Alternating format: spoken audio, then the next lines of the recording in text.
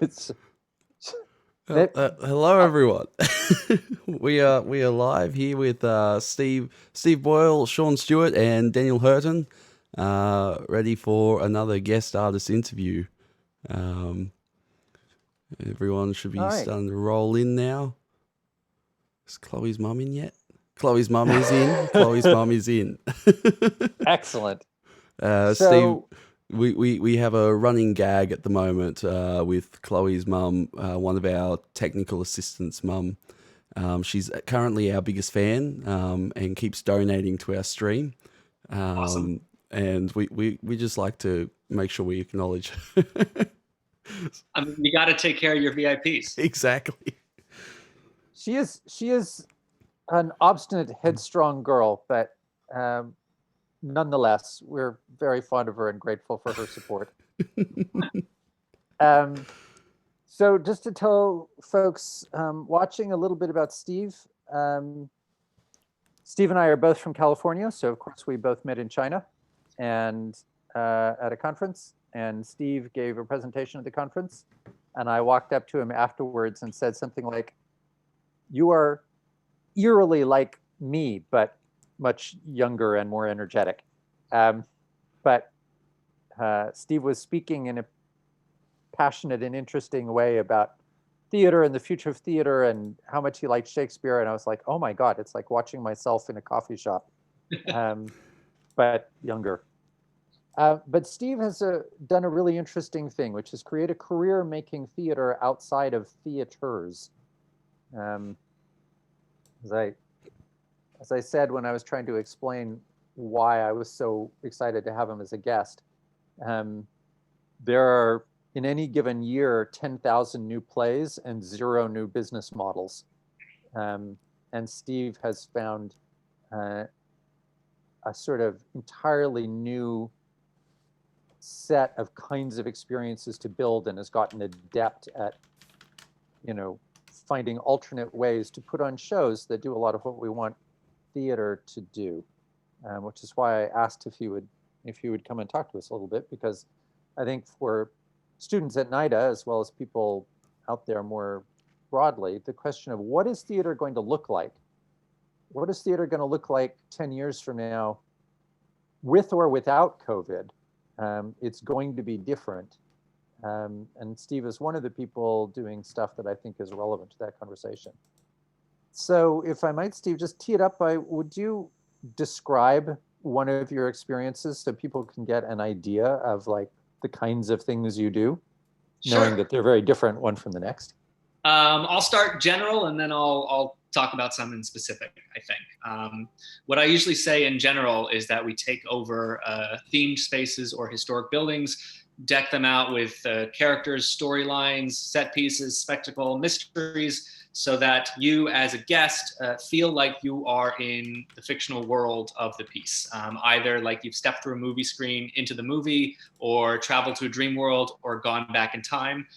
You feel like you're there, a part of it, seen, semi-autonomous. We usually do have an A story, a B story, C story. Try to make sure that you get the A story by having moments where you come together as a big group. And then the B's and the C stories are based on the individual path that you take. So we've done this for 6 guests, we've done this for 300 guests, and then we've spun out parties for 2,000. So for a 6-person experience, we've done some where you might, let's see. We had one based on the Divine Comedy and Dante, after the events of the Divine Comedy, returning back to hell.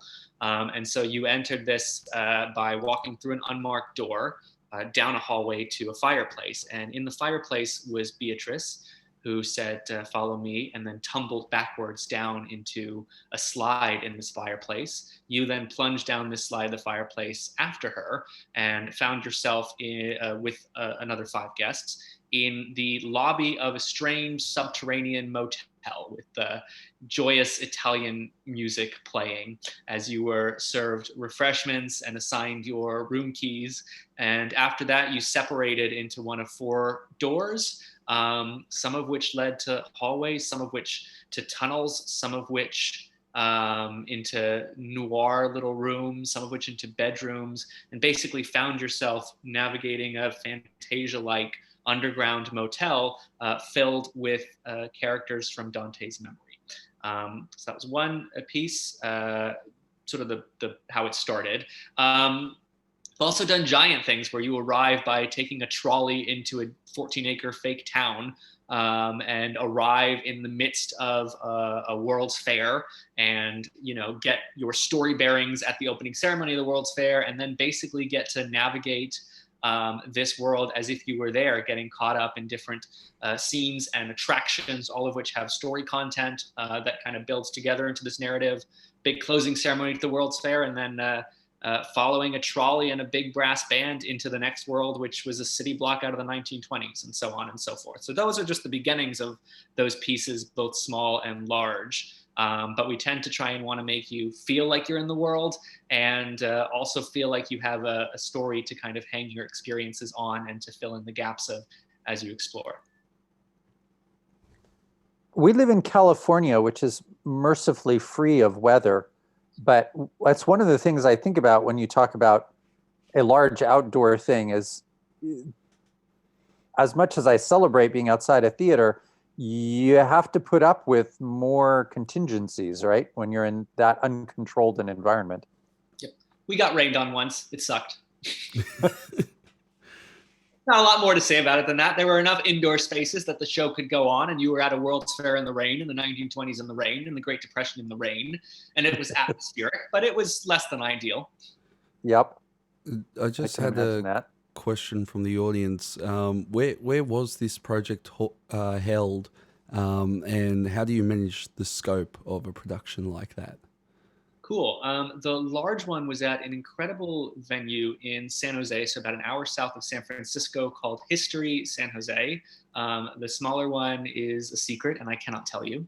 At the large scale one, managing scope. So the biggest kind of trick I found is to compartmentalize things.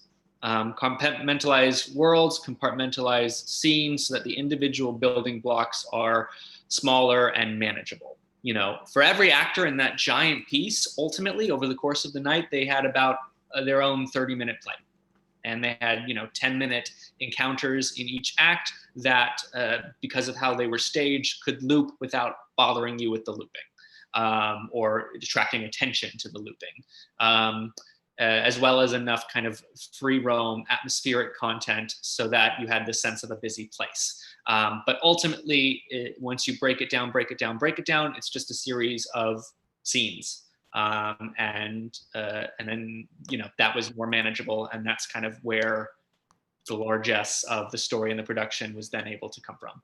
I'll say one more thing to that, which is borrowing and stealing things. So the whole reason that those were the three worlds and they came to define the story was A, because the architecture of the city fit it. B, because there was, I just knew the 20s were trendy and we could get 20s stuff without having to make it ourselves. And C, we collaborated with a group that does an event that they call the Spirit of 45, where they bring in all these classic cars and military tents and military paraphernalia, and it's a celebration of the end of World War II. But they liked us and gave us their stuff, and so suddenly we had a bunch of tents for a fictional military encampment. And so these were all things where the story was created based on really cool things that we could get access to.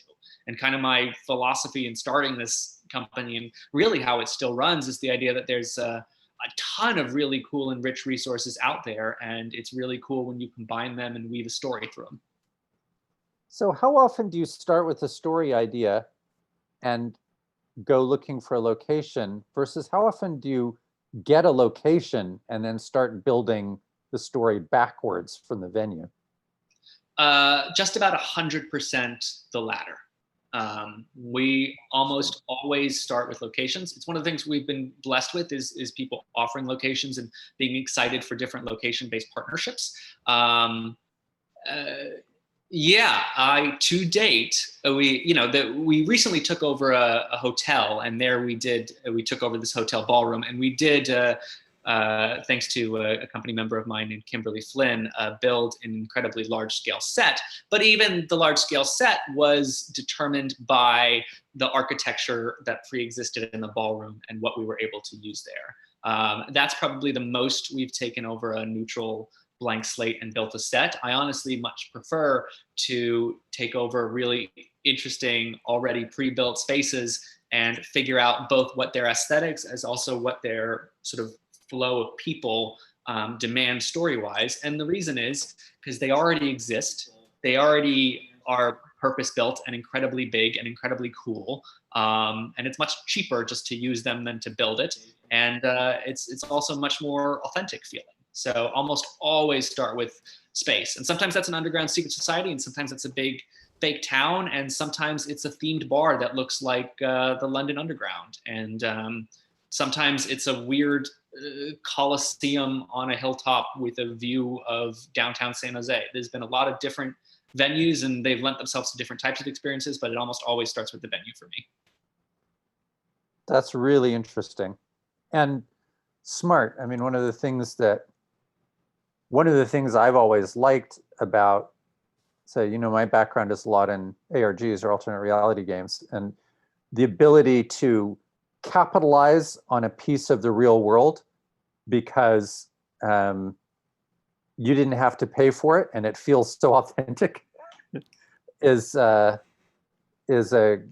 great thing to do. And it's very interesting that your process almost always starts from the space and works back from there.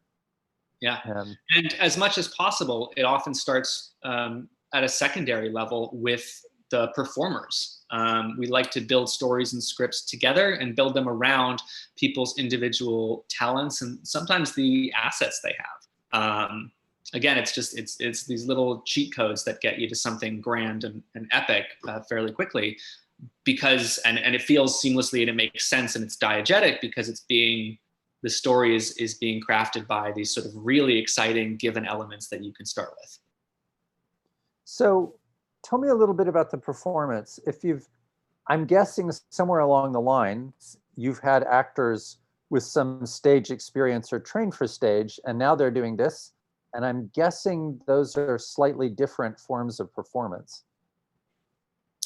Yeah, we've had both traditional stage actors who made the transition from stage to immersive, and then folks who come more from the worlds of like circus and other burlesque or other types of performance. And in some sense, immersive theater is a great equalizer, or has been, for a lot of the reasons that I also think it's great, incredible training for actors, even if you just want to be a stage actor, because it kind of forces you to be authentic and on your intention, on your action. So when you are, a lot of times when we do it, there are scenes where actors interact with actors, but a lot of the content is actors interacting with audience members, which means that when you're with that person and you have a set of words and a set of actions that you know you can use to get what you want, you have to be really doing it, or they're not going to give you what you want. They are authentically reacting to you. They are authentically difficult to get things out of, but in a nice way, in an open and willing way. And so whether you want to crush their spirits or uplift them or make them feel safe or get them to open up to you or get them to help you or infuriate them or whatever you're trying to do to them or get from them, you have to really do it. Which is, of course, the thing that when we're on stage, we're working to do, is authentically do those things to our scene partners. So I think it nicely focuses you. It strips away the artifice, makes it all about your interaction with that other human being. And that's kind of the essence of what theater is about anyways. So I think it's this really lovely kind of pure form of acting that I think is great training for actors. I had a friend once who was a police officer for decades, and including on a SWAT team. And he was taking some courses about some sort of more theoretical courses about related topics. And people would ask him stories about what's the difference between like taking a criminal justice class versus being a police officer. And his statement was, being a cop is a very hard job if you don't like getting extremely immediate reinforcement. Because when you make a decision, you're going to find out if it was right or wrong very, very fast. And I would think that some of that's got to be the same in the situation. I was thinking about it because of what you said, that you're right there in the moment and it either happens or it does not. And that has to be a thing that's exciting and challenging for you. It reminds me, the great director Peter Brook at the Royal Shakespeare Company used to have his troops and his actors and his cast perform for kids for the same reason, because adults will be polite and hide it, but kids will let you know if you are compelling or not. And I think that's exactly true of immersive theater too. You can see it in their eyes and you can take them with you along for the ride. It sort of ups the intensity and vulnerability for both actor and guest, which is what's so magical and potent about it. So how did you come to do this? Like, what led you to this kind of theater making? So theater and making it more popular and making it more epic and making it more powerful was always sort of my obsession. And because of that, I was obsessed with different forms of theater and styles. And that took me to India, took me to Bali, took me to Thailand, working with everything from dance to martial arts to music to technology and trying to synthesize it together. And I had seen immersive theater, and what I knew about it was that it was popular and it was a new style. I didn't think of it as theater at the time, but I thought, oh, this is cool. This might be a gateway drug for theater. Little did I know. At that same time, there was a gentleman running a program at Stanford called Redesigning Theater. And I thought, that's everything I stand for.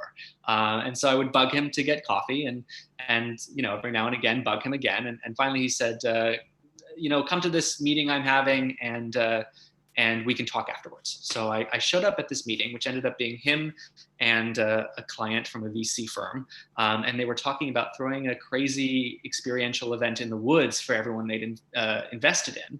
And could it be like Sleep No More meets Bohemian Grove meets Burning Man? I knew nothing of Burning Man or Bohemian Grove at the time, but I had seen Sleep No More. So I blurted out, that's bloody. Is that what you want?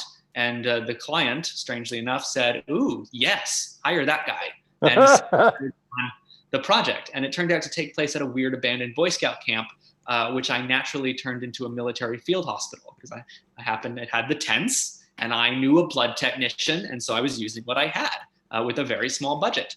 And there were all these different tents with different experiences and installations in them. And there was one where there was an actor. The premise was, this is the one person we can't save. She's going to die. She's scared.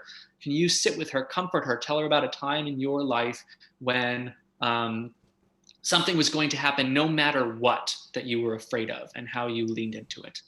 And for 6 hours in 20-minute rotations, person after person, not that they spent 20 minutes with her, they spent 20 minutes in the field hospital.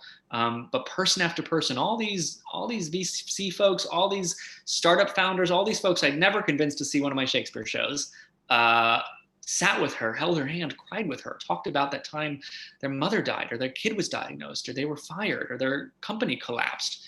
And I was watching this and I was thinking, oh my God, this is not a gateway drug. This is the whole ballgame. Who had any idea? I mean, it's a whole, I'd spent 20 odd years being convinced that nobody wanted audience participation. Suddenly, everybody wanted audience participation. They wanted to be in the world and they wanted an experience that would be personal and a space where they could be vulnerable, and the fiction kind of gave them that permission.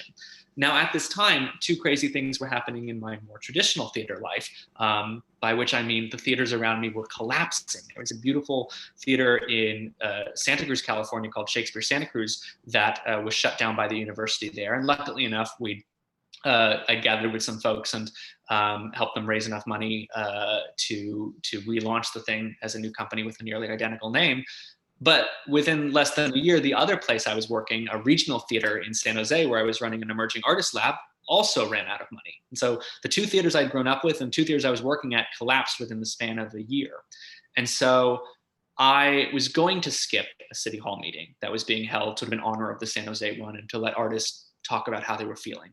But at the last minute, I decided to go. And it was kind of person after person, to my recollection, would come up and say, theater is dying, tech hates us, so I hate them. And I thought, there is a way forward. There is a way forward with tech. There is a way forward, and it doesn't even, with theater, and it doesn't even require theater spaces. And so I went up to the mic and I told the experience I just told you about.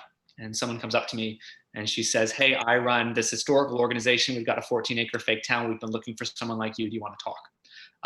And that was where this company started. It was actually meant to be one project where I would do everything I ever wanted to do in theater and then walk away from the explosion, because this industry had, let me down so many times that I stopped believing in it. And instead, what we made by doing that was pretty special. And afterwards, people came up to us and said, hey, I've got other spaces. Do you want to use them? And pretty soon, Apple and Google were coming to us and saying, hey, we know people who saw your show. Do you throw parties or corporate events? And that was kind of the beginnings of it being a real company. That's a great story. I had a similar moment, less visceral because not in the same place. But on the first ARG, there was this character who had been raised by her grandmother and who would send a little email out to everyone at the beginning of every week, sort of catching them up on things that had happened and how she was feeling and whatever. And in one of the beats of the story, the grandmother died, because authors are terrible people and do things to characters. And I woke up the next morning, and in that character's inbox were thousands of condolence emails saying, I'm so sorry for your loss, or I was also raised by my grandmother, or I lost my grandmother last week, and I know just how you feel. And so it was that same live wire moment where they were giving part of themselves to this completely fictional character in this sort of inside the fictional space that had been created that made that somehow safe to do. I have found that the work is sometimes part theater, part spectacular party, and part therapy. And I'll often use spectacle to get people to relax and get into it. And then I find once they're there, they're willing to take in a narrative. And once they're taking in the narrative and feeling emotional about it, they, because they're in a fiction, feel very comfortable opening up in really deep and profoundly honest ways. I'm still quite taken with it, just how vulnerable people get, because it's a safe and other space.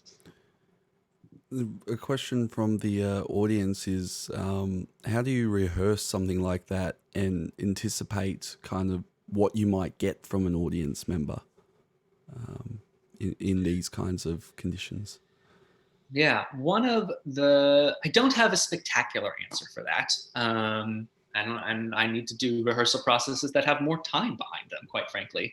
But one of the benefits of kind of creating it as a team, and often actors creating their own voice in these things, is that it's created already in a way that's sort of personal and improvisatory, and able to be dynamically passed back and forth. So I'm fortunate to typically work with artists who are also talented improvisers. And to some extent, it goes back to what we were talking about and why it's such a good acting exercise, is because if you know who you are and what you want, then you can always, even if you go off script, you can always do things to that person, and you can always bring them back to what you were originally going for. And yes, it's improv, but you should be steeped enough in the lore to be able to roll with it. Some folks we have are incredibly funny, and they come to it from the point of view of an improv comedian, and so they love nothing more than to go off script. Some folks don't have an improv background, but again, if you know who you are, if you know what you're doing, then to me, you're able to riff. I mean, life asks us to riff constantly. So it's not so dissimilar. And again, it's not about artifice, but it's about trying to get what you want out of the other person and always kind of bringing it back to that. And I think if you can do that, then it's just fulfilling an objective. Just jumping in, Steve, on that topic, I wanted to ask about, in terms of that rehearsal process, playtesting and putting like your developed work to an audience for the first time. As some people may know, you attended our first playtest for Roundabout, and for some of us, I think for Bensley and I, it's kind of a new experience where instead of like doing a preview for a theater show, you're putting your work in front of an audience at a much earlier stage. So I wanted to ask kind of what that, like, do you play test, what that kind of process is for more immersive things? Yeah, there's absolutely no substitute for it. And I'm guilty of often doing it much too late in the process. But it's clearly, and especially the more technically complex or sort of logistically complex the process is, there's absolutely no substitution for knowing how someone will really react and knowing how to roll with the sort of changes and magic that might happen in place. And slightly different than playtesting, but a lot of times with these shows, the ones that run for months and months and months and months and months, is that the actors they're not static. The actors will find new moments and new meanings and new lines out of those improvised scenarios that then become canonically part of the show. And it's just part of the way in which an audience, either one that's geared to give feedback or one that's just naturally giving feedback, changes and improves the production at every turn. So certainly in things that are immersive or interactive, but I would say also of general theater, with the sort of Peter Brook Kids example we were talking about, that ability to get feedback and direct feedback early in the process it's irreplaceable. Sean, we've got a question for you, and it kind of extends out to the how people kind of show up to these things. You were involved in LARPing. Do people turn up to these kind of events in character and costume, or do they just kind of come up in their, dress shirt and that kind of stuff? Well, I'll start with that, and I bet Steve has a story or two about that. So when I was in college, one of the things I did to put myself through college was I acted and eventually wrote and directed LARP, which was basically D&D in the woods for 2.5 days. And you got people who were, I'm not saying they were taking the money out of their mom's purses to come, but I'm not saying they weren't. And they showed up in costume and in character and hell-bent on living in a magical realm of swords and spells for the weekend.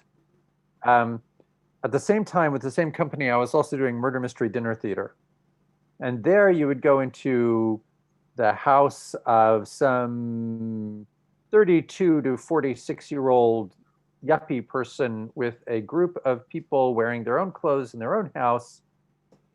And man, that was so much harder, because the LARPing D&D fanatics were not worried about looking cool.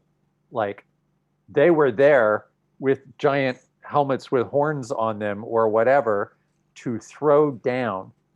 But when you go into someone's house and they're in front of their friends and it's their usual space, and you want to be a Belgian detective with an outrageous accent, and and they're grown-ups with real jobs, it's much harder for them to kind of let go.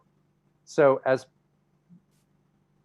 I'm really interested in Steve's answer, I like, if I can, having some sort of foyer, some kind of threshold, so we clearly signal you were outside and you were you, and now we're moving into the story world, and now we're here. And you can kind of bring people along into the fiction so that once they're there, it feels like a reasonable place to be and they don't feel stupid for being there. And each reality, I think, every different thing you build, you'll have a different class of person showing up. And I'm curious about this for you, Steve. Like, there's got to be, if your experience is at all like mine in some of these big public events, there has to be a range between people who just want to watch, thank you, and mostly stay themselves, and other people who want to be as in it as they can be. Yeah, so we allow costumes but don't require them. I've seen both extremes in this industry, from places that say don't dress up because we need to tell the difference between you and the performers, to places that say everybody must dress up so that the whole thing feels like it's part of the piece. What we find is, so San Francisco is a costumey town, right? It's got Burning Man, it's got crazy Halloween celebrations. It is a town where people like costumes. There's also a show across town called The Speakeasy that requires costumes. So a lot of people are sometimes primed for this. It tends to be, by whatever coincidence, that a lot of our intimate shows tend to be more fantastical, and therefore people are a little bit less likely to dress up to those, which tends to be good because they tend to be about plucking you out of your real life and dropping you into some myth. A lot of our larger scale stuff tends to be more historical. Don't know why, just how it happened. And people do really like dressing up for that when they have the stuff. And we market to communities that like dressing up, because folks that like dressing up always need more excuses to dress up. They got to get some use out of those clothes. And so, yeah, there's a few incredible communities in San Francisco around the 1920s and around the Edwardian era and around just period costumes generally. And people come and they bring it.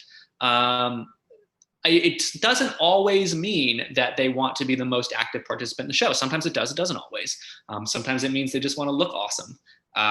So participation it can vary.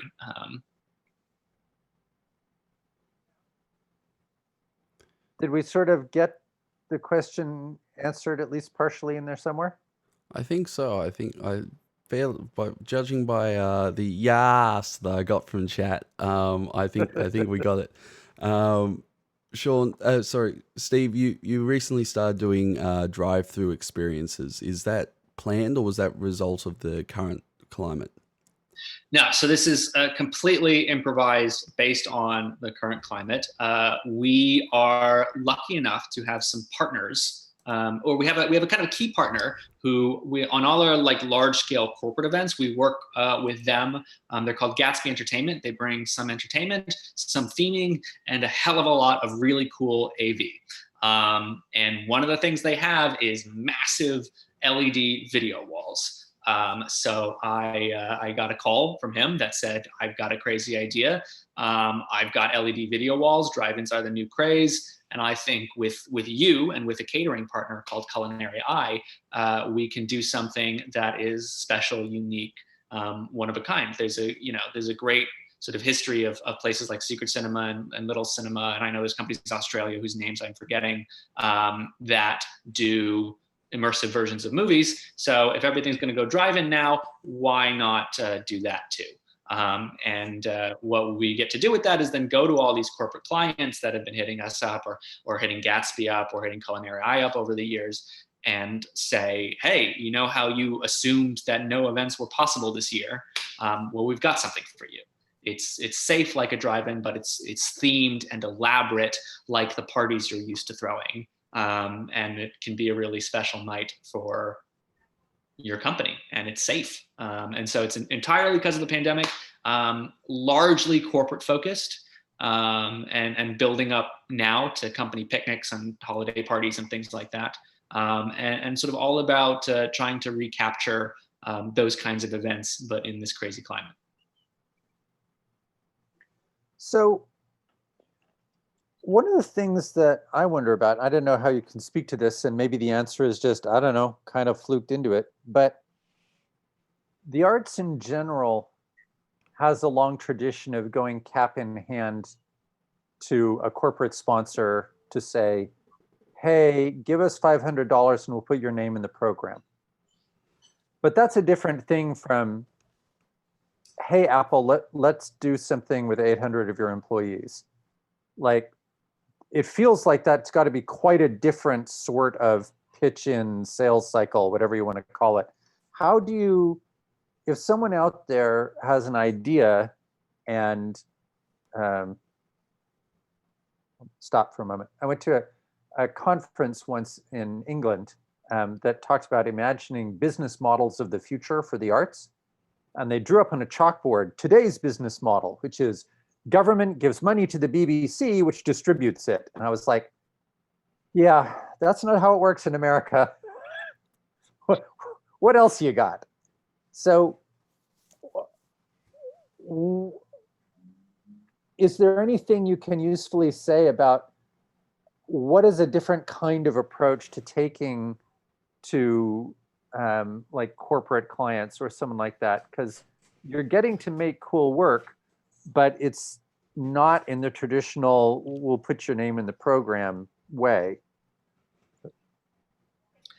Yeah, there tends to be kind of three ways that projects are funded. One is with tickets, one is with grants, and one is corporate commissions.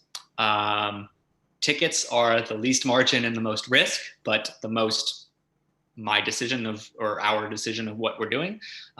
Corporate is definitely the best margins and definitely the least risk because you're starting out with a budget.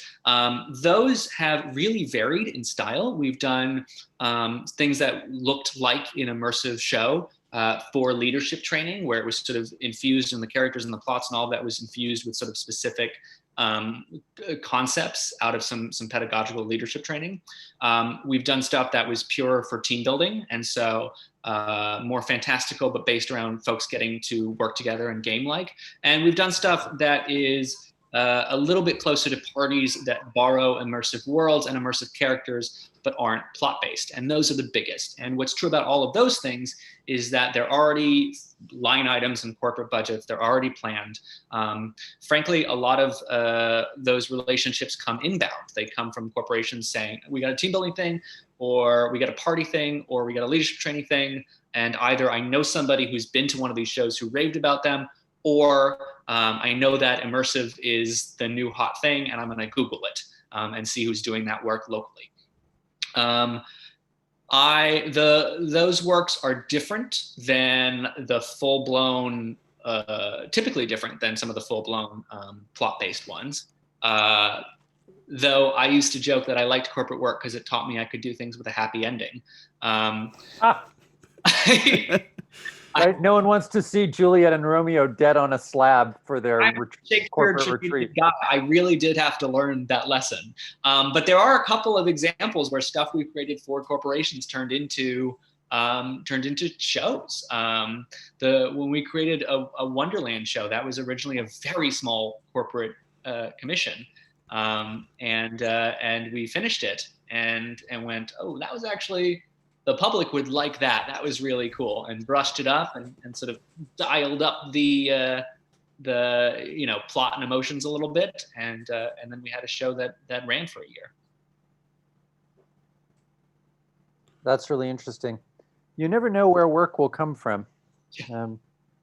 If you want to really be annoying to someone who comes from the high art school, and I'm guessing you and I both have spent time in the high art school, but may have been expelled or sort of wander in and out on sufferance.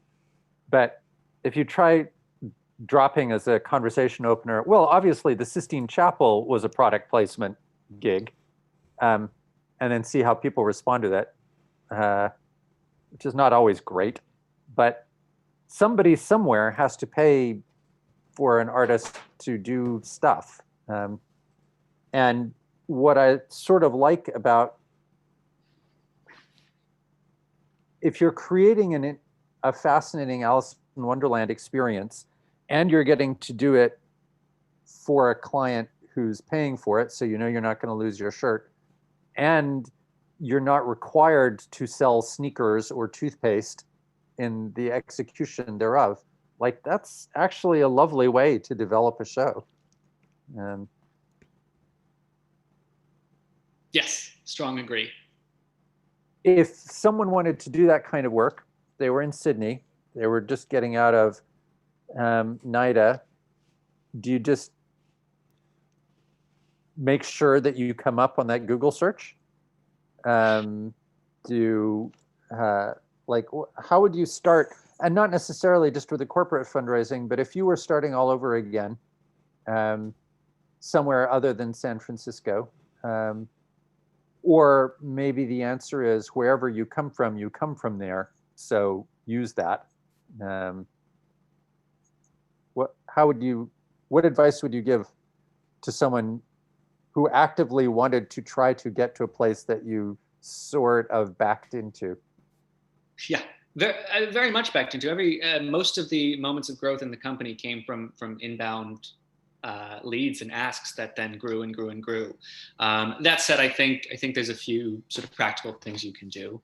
I think you got to start by making a proof of concept. You only need one, and you need great pictures and ideally a great promo video, and that's all you need. It only needs to happen once. Get the photos, get the video, make it look awesome, and now you got a website, and now you look awesome. And then I think that, I haven't done much cold emailing or cold calling, but I don't think it's the worst thing in the world because you've got something novel to offer, right? They do team building, they do escape rooms, so they have precedent for something experiential.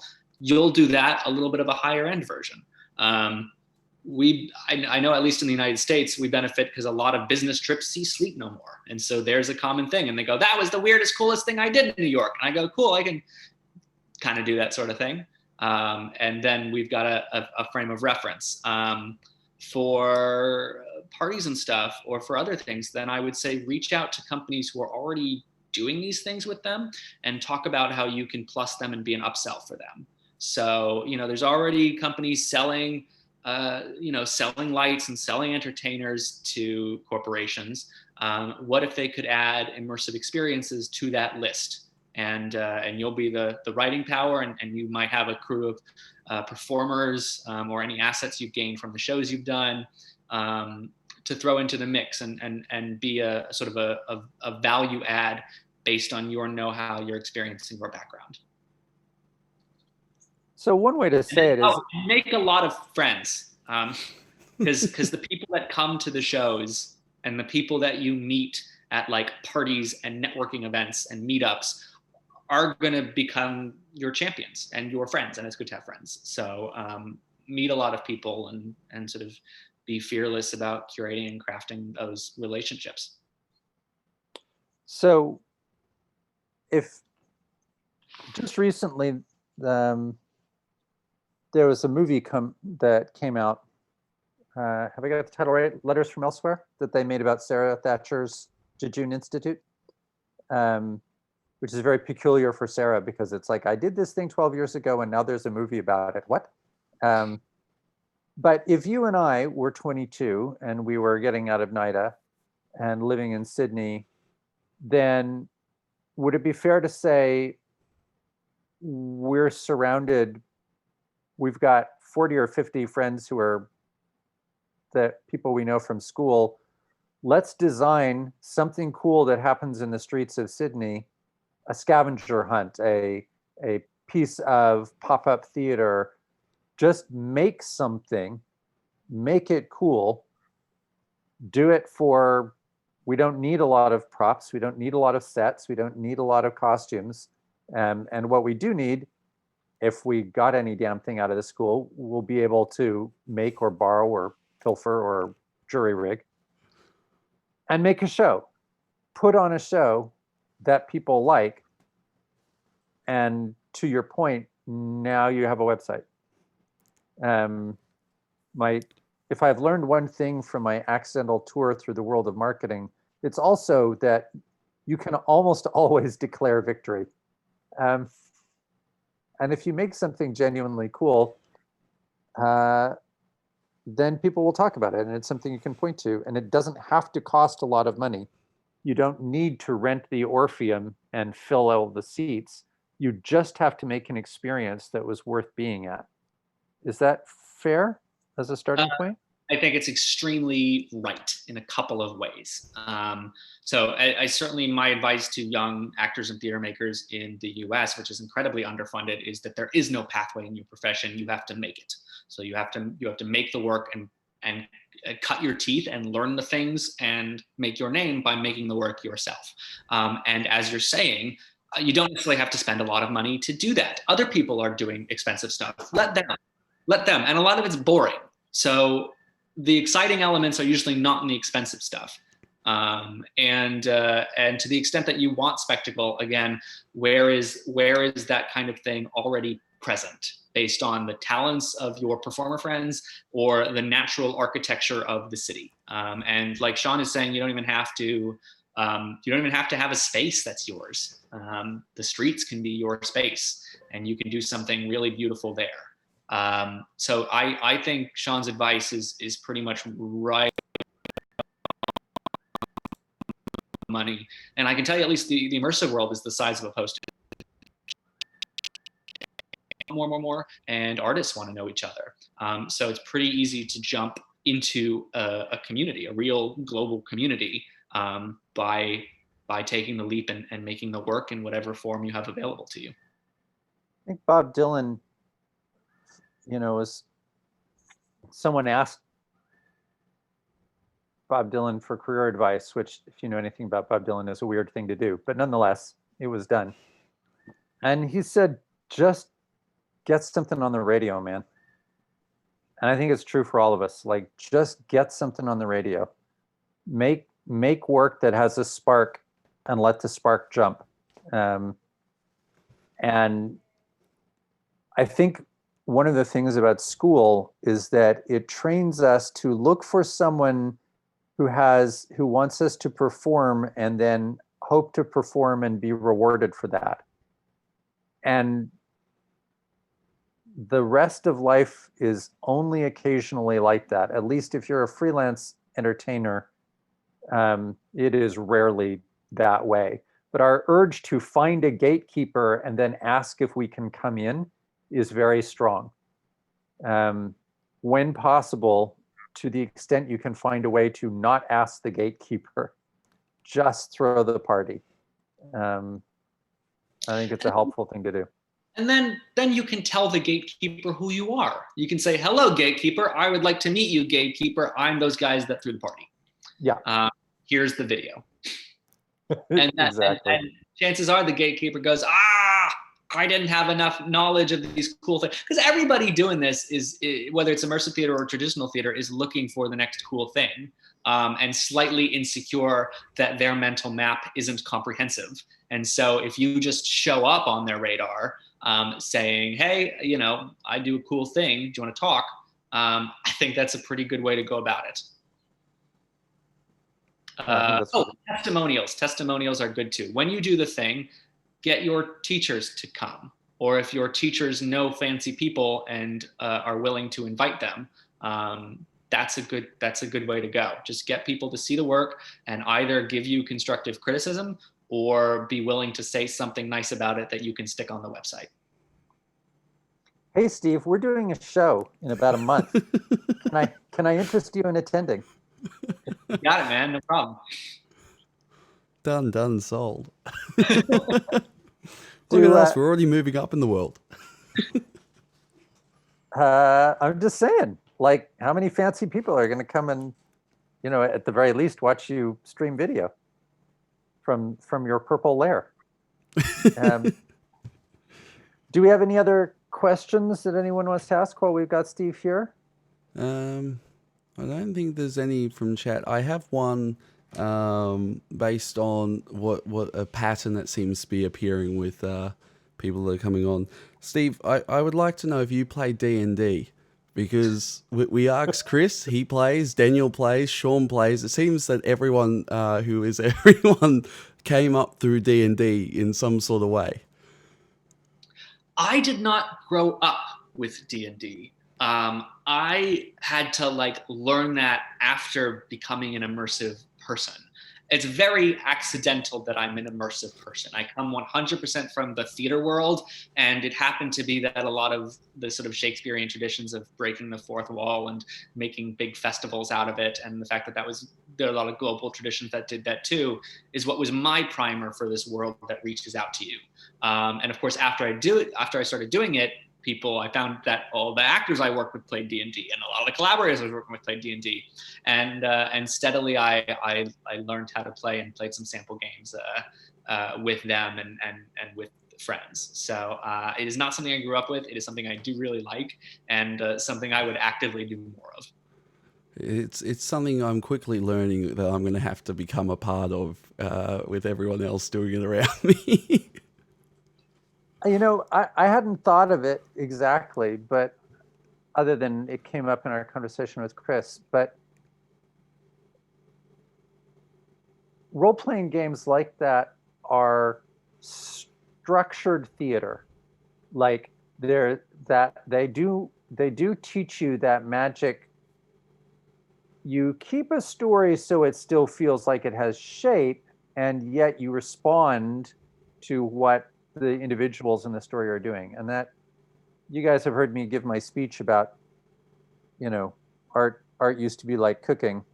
Because I started out as a novelist, which is as broadcast a form of media as there is. Like, there's no interactivity in novel writing.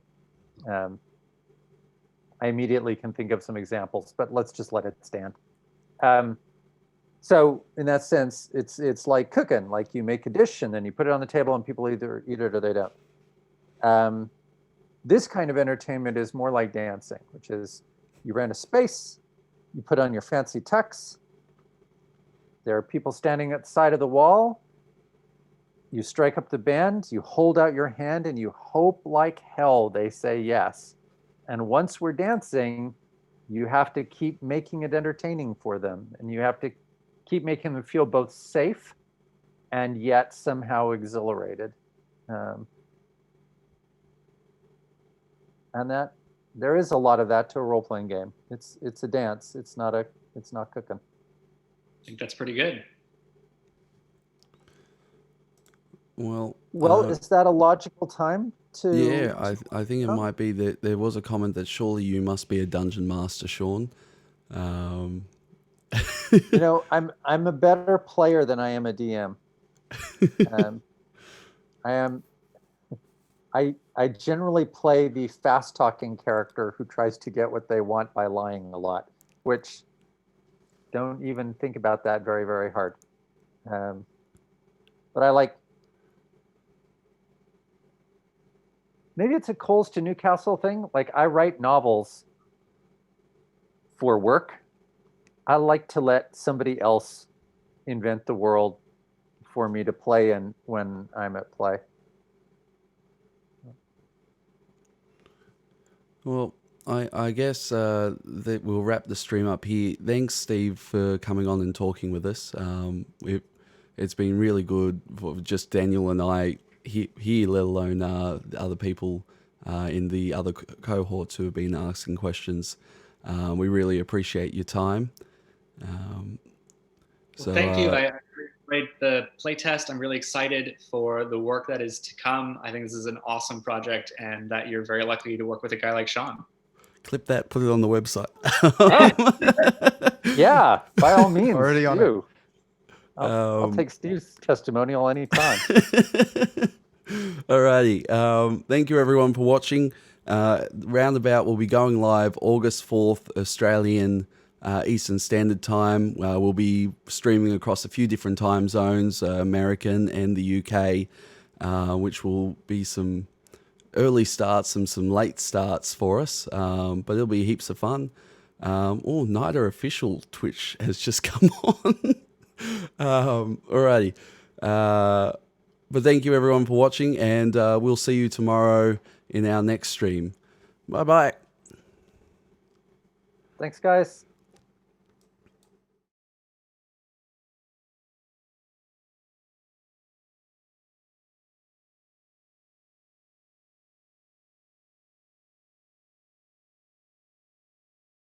And do it one more time for me. Oh, I take my jumper off. It's not helping. Omega switch pat. Install.